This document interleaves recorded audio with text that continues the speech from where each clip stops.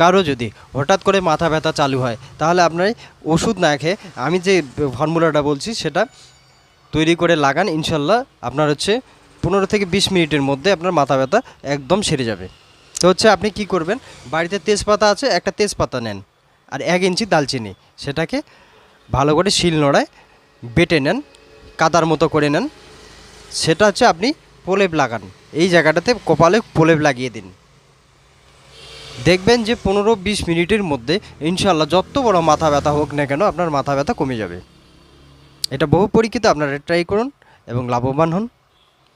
আর আমার যদি চ্যানেলটা, আমার যদি ভিডিওগুলো ভালো লাগে তাহলে আপনি লাইক, কমেন্ট, সাবস্ক্রাইব করে আমার সাথে থাকবেন। ইনশাল্লাহ পরবর্তীতে আরও অনেক ভিডিও আসতেছে, তো হচ্ছে এগুলো আপনি দেখবেন এবং নিজে বাড়িতে ট্রাই করে ইনশাল্লাহ লাভবান হবেন, এই আশা রেখে এখানে